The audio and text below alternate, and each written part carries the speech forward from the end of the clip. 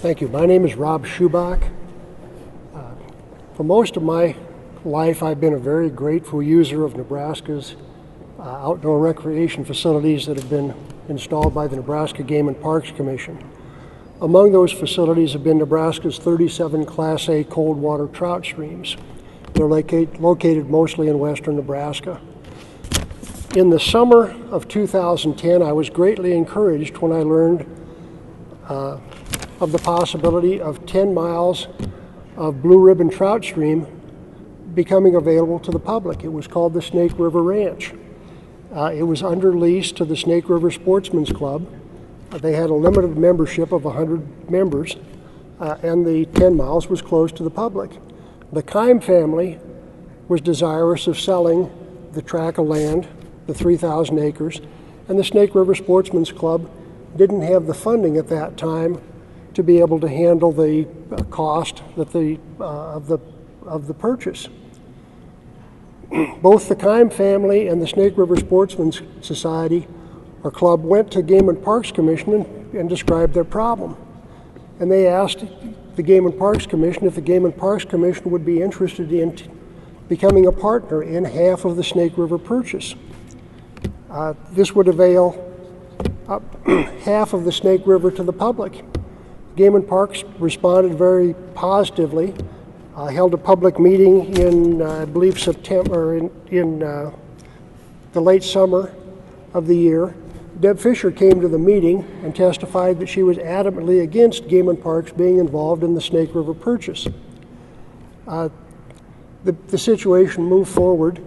Game and Parks and the Kime family went to the Nebraska Environmental Trust, and Game and Parks applied for a grant to help fund the Game and Parks portion of the purchase over time.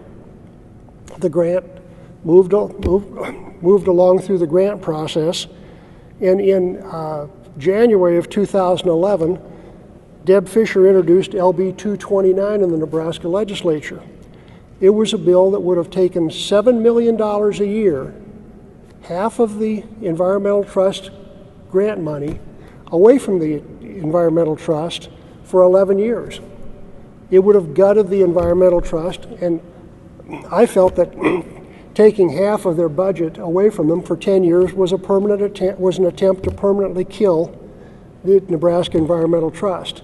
What was missing in my mind was, what is Deb Fischer's interest in killing the Environmental Trust? I later learned that there was a thread that connected Deb Fischer to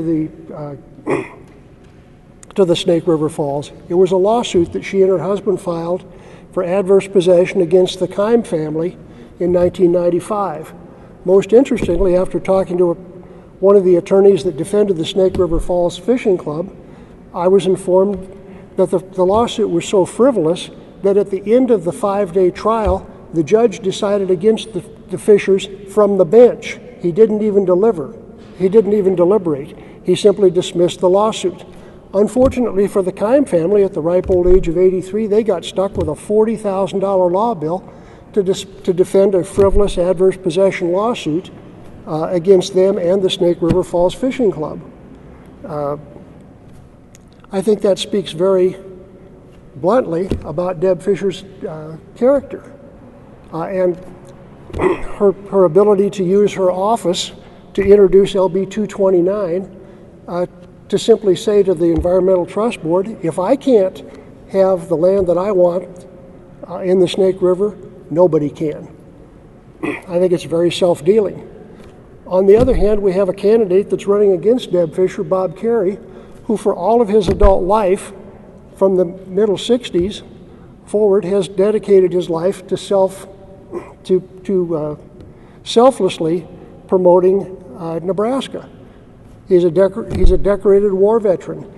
He's started several businesses in Lincoln which are still in business that employ people in Nebraska. He was the governor of Nebraska. He'd been elected to the United States Senate for 2 terms, and most interestingly, in two of those years that he was in the Senate, he participated in balancing the federal budget. I think Bob Kerrey's resume is so far superior to Deb Fischer's, there is no reason to vote for her. And I urge you all to vote against Deb Fischer. Thank you for your time.